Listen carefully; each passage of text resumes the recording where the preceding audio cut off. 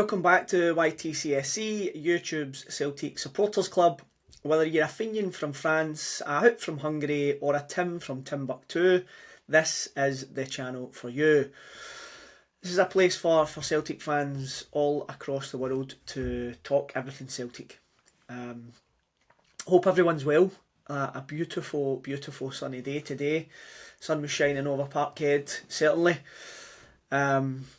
Celtic taking on Hibs, and we'll have a quick run through of that game today. Celtic running out comfortable winners, 3-1 against a really strong Hibs team. You know, they've played really, really well this year. I think they had a really poor start, but they've came on to it under David Gray, and they've won a lot of games recently. They've only lost one, I think. Well, that's two today in the last maybe 6 or 7, and done really, really well. So, Brendan in his interview was telling us that he wanted to blood some fringe players, or get some fringe players game time, and also have a look at some young players. I was interested to see the lineup today because personally I think when the league's wrapped up and there's nothing to play for, and I know we've still got the cup final and you want to keep the boys ticking along, but we've got a couple of games that we could get these young guys playing, the wee guys for the B team, and just give them a chance and see how they stand up in the atmosphere. So I was really interested to see the lineup today. I was hoping for a few of the B team players.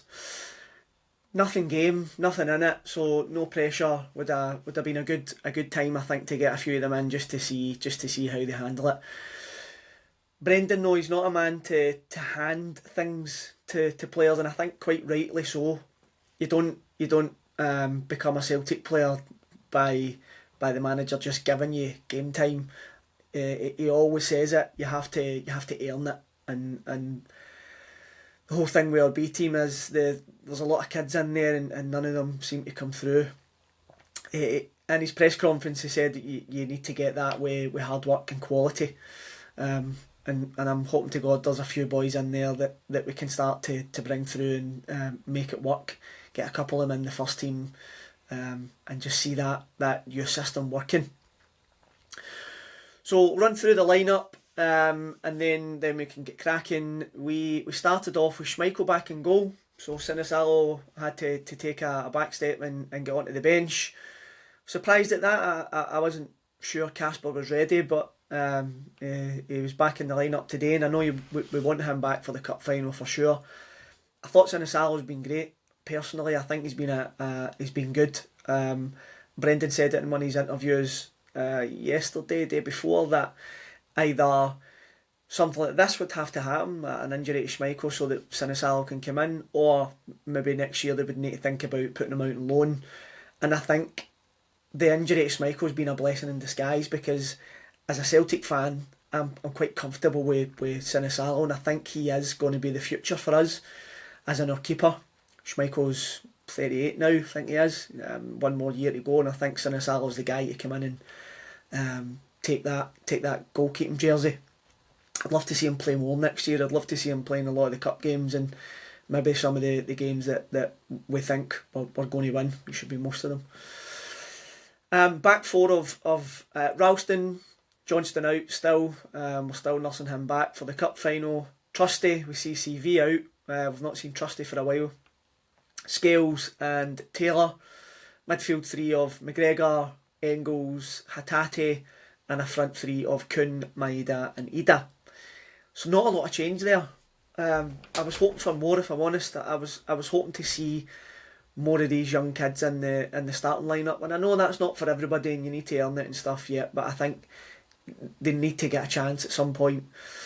On the bench we had Sinisalo, with Yang, McCowan, Schlupp, Noroki, Kenny, Bernardo, Forrest, and we did have one of the young guys, Micardo, 17-year-old midfielder. We'll talk a wee bit more about him later on. Celtic and Hibs gave us a nice guard of honour today. Their decision, not Celtic's decision, and it's not really one that bothers me. A guard of honour or no guard of honour, I don't think it really matters. I think it's Rangers will never do it, and Celtic will never do it to Rangers, and that's just normal. Like, if Rangers have won the league, I don't want Celtic to give them a guard of honour. I don't want to see it. So I wouldn't expect Rangers to do it. But other teams come up and like Hibs and give us a guard of honour. It's very nice. Celtic also had special kids with them today, and you'll see from the video I'm about to play that they had a few kids with wheelchairs and things like that. So it was a very nice thing to see. But these wee kids coming on to Parkhead, I'll pop that on for you now.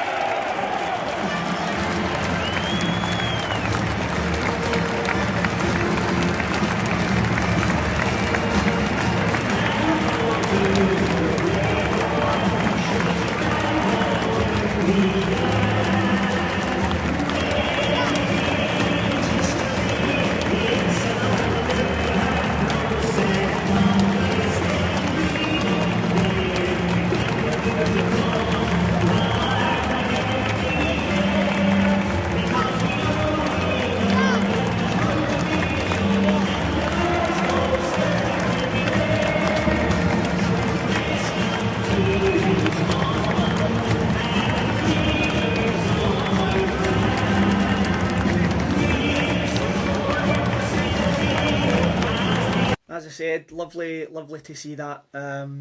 Hail to the champions. A nice gesture by Celtic and letting everyone who can get on the pitch. Back to the game. I felt it was a very routine performance from Celtic today. Don't get me wrong, they were very good. Their passing was excellent today. I think sometimes as a Celtic fan you see Celtic and it's 2-3 touches, side to side, slow, backwards, not a lot of movement. That wasn't today, and I know there was nothing in it, but I thought we were very efficient with the ball today, and I thought we played really well. 76.3% possession, which is huge. I thought Hibs would have come and given us a bit more of a game, to be honest. They seemed to sit in a wee bit, try and hit us in the counter attack. Celtic handled that super well. Played a lot of great passes, a lot of first time passes, a lot of balls round the corner. 1 and 2 touch football. It was flowing and it was fast, and it was great to see. There were 18 shots in goal, so the ball was getting peppered in at the Hibs keeper, and I think Ida could have easily had 5 or 6 today, maybe even in the first half. He had 2 in the first half that ended up ruled offside, but he could have done so much better with him. A left foot finish in the first, straight to the keeper. I think the second one was a right foot finish when he's busting through in the keeper as well, straight to the keeper. We had a couple of chances where I think Maeda was on the left hand side. Maeda's burst down and he's fizzed a ball across and he's just not got to it. I think if that's Maeda in the middle, he's in there and he's scoring and it's 1-0 to us.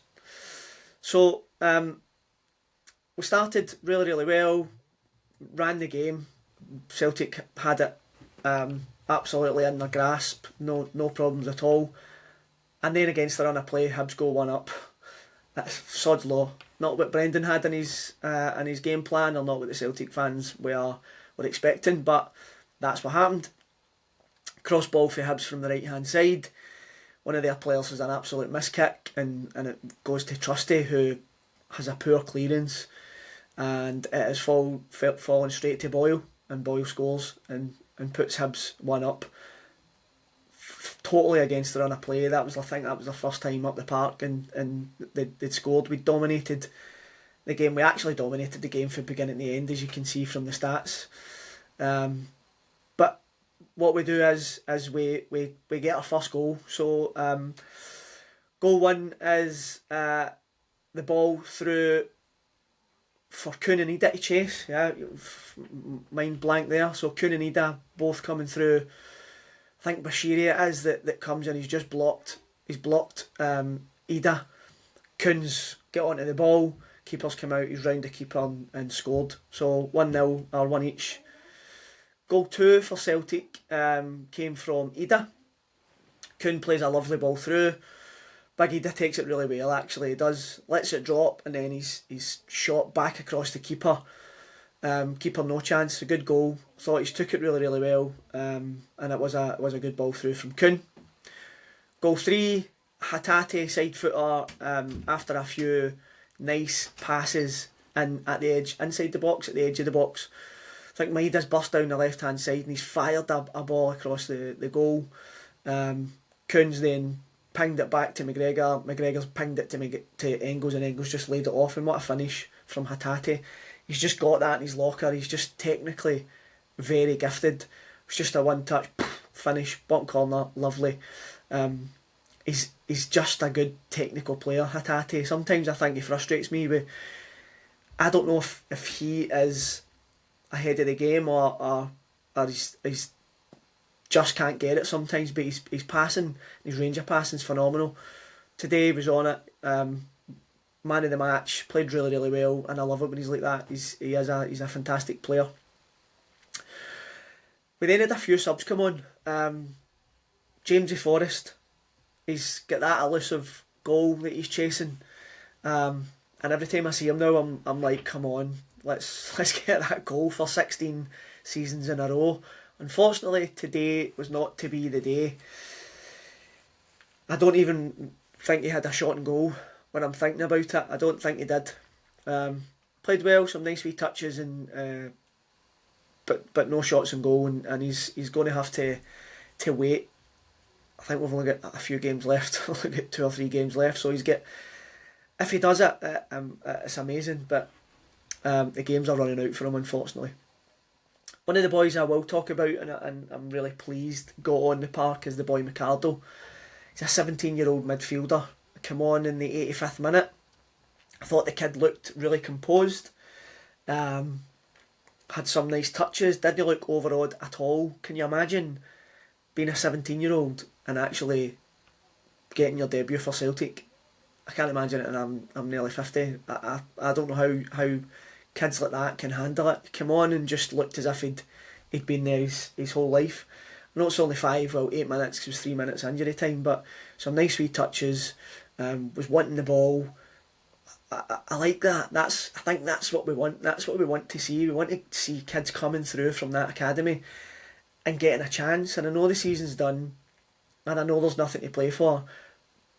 But looking at the wee guy, I just thought there's something about him, and it's good to see.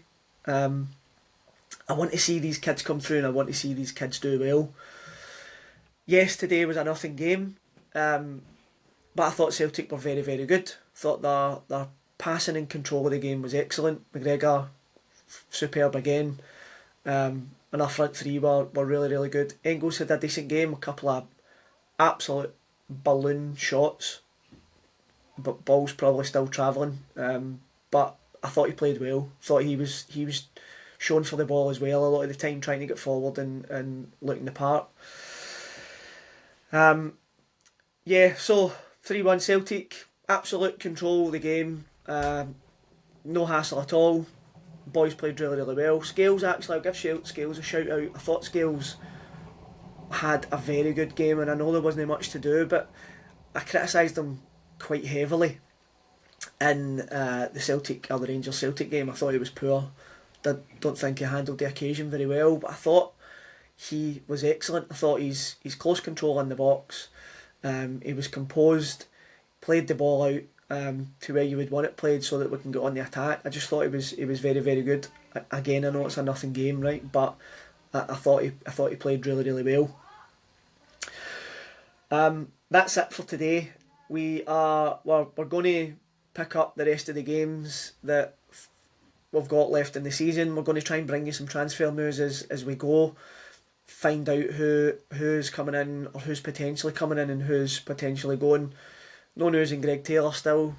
Looks like he's out the door. So is Schlupp the answer? I don't know. I don't think Brendan thinks he's the answer either. If he's not playing him, I don't know what the deal is there. But listen, yeah, please help the channel. We're trying to grow, so subscribe, hit the little bell, that'll let you know when something else drops, and we'll get as many videos to you as possible. Please do us a favour, leave a few comments, let's get talking about what you like and what you want to see. Let us know if there's some videos you want to do, and me and the guys can go on and get a few videos done for you, okay? Thank you.